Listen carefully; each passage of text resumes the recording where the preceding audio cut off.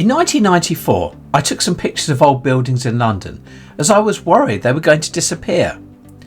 Two of them were pubs, the Cittie of Yorke and the Lyceum Tavern. Well, I've come back 29 years later to see if the pubs are still there and what has changed. Also, I'll be giving a bit of history and context. Quite a lot of it is surprising. I hope you enjoy. Please stay to the end for all the detail. Please like and subscribe. Thank you for watching Eclectic Experience, change seen through images. These two pubs are located in central London. Starting with a modern map, this is the Lyceum pub here on the Strand, with the Cittie of Yorke here on High Holborn. Both are in the centre of London. Looking back at old ordnance survey maps, this is the 1896 one, showing the Lyceum Tavern here, with the Lyceum Theatre just behind it, and further back the Covent Garden market, when it was still an actual market. And on to another 1896 map, looking at High Holborn, and here we can see the pub, now called the Cittie of Yorke. So let's start here and go back to a picture from 1994. The pub looked really old then, and there was a sign outside it saying it dates from 1430. Well, that doesn't seem quite believable, but let's delve deeper.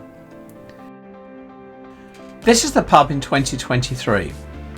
The building is the same, with the large clock still in place and the copper sign. The hanging baskets are still there. The only real difference is a curious one. The Sam Smith name, the owner, which has not changed, has been removed. So from the outside, no one would know this is a Samuel Smith pub. Sam Smith took over the pub in 1981 and renamed it from Henneke's to the Cittie of Yorke with the old spelling, which is the name still in use today. Unusually for a pub, the entrance is down a long corridor, but it's worth the short walk because when you get to the bar at the end, it is, well, it's cavernous and very unique. It has old barrels up high and it just looks amazing. Down the side and at the end, it has these Victorian meeting booths. There is absolutely nothing else like it that I've seen in London. It's quite amazing.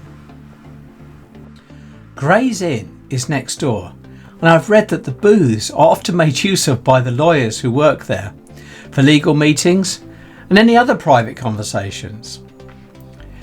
The previous name of the pub was Henneke's, and that is now the name of this long bar. The actual pub we see today was remodelled in the 1920s, so it's 100 years old. But it has some features that were made to look a lot older, but also a few that are actually a lot older. As with every old pub in London, it has been built and rebuilt in stages, knocked down, remodelled. But let's look at some of the older bits. The oldest part is the cellar, which is just off the corridor as you come in. It is well over 300 years old and is well worth a visit when it's open. Another feature is there's an old heater, which we can see roughly here, that's about 300 years old. At the front of the pub, there is a very comfortable room, entered either from the entrance corridor or from the main bar. This was actually built over an old garden, which had been at the front of the pub.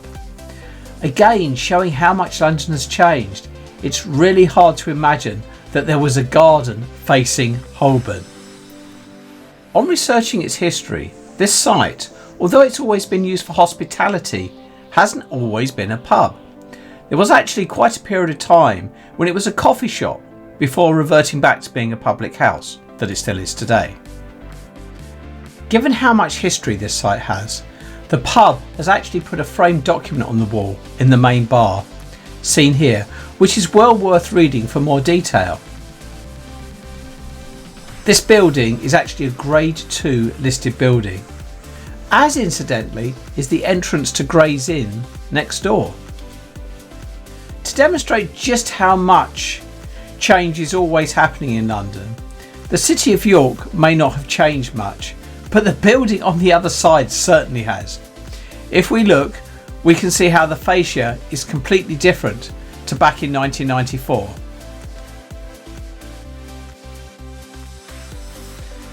Going back to the 1896 map mentioned earlier, here is the pub, now called the City of Yorke, that we've been looking at. But in addition, we can see a further 6 other pubs on this one small block, all represented by a PH. Well, in the 1950s, amazingly most were still there.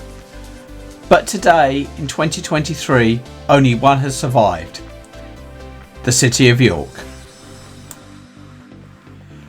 Moving on to the Lyceum Tavern on the Strand. This is it in 1994, and this is it in 2023. Although the building is essentially the same, there are quite a few changes. The ironwork crosses have been replaced with circular ones. The barrel on the wall is still there, but there are now 2 large lanterns in addition. The pub sign has gone. The flowers along the top of the signage have gone, but the hanging baskets remain. Comparing the years 1994 and 2023 side by side. This is the interior of the Lyceum Tavern in 2023. As you can see, it is old looking, and I very much doubt if it has changed much in the last 29 years. Unlike the City of Yorke, the Lyceum Tavern is not a listed building. However, the building next door is. But again, to illustrate how much things have changed, if we look at the 1994 picture, the unit on the left in the listed building is Barclays Bank. But look now today, and it's empty. The site of the pub has an interesting history, as it was once the site of the old Lyceum Theatre that burnt down in 1830 and was replaced with a pub. The new Lyceum Theatre was built just round the corner. The current building was constructed over 100 years ago in 1906. Going back to the outside, in 1994, there was a large Samuel Smith's banner outside the pub. It is now gone. And as with the City of Yorke, there is no external branding. This actually seems to be normal for Sam Smith's pubs. This is the Chandos in St Martin's Lane, where there is no branding, and it's the same for the White Horse on Archer Street. So, my fears from 1994 were not realised. Both pubs have survived, and from what I've seen, are thriving. I hope you've enjoyed this video. If so, I'll be making more similar ones, so please subscribe, like, and click the bell for alerts for new releases. Thank you for watching Eclectic Experience, change seen through images.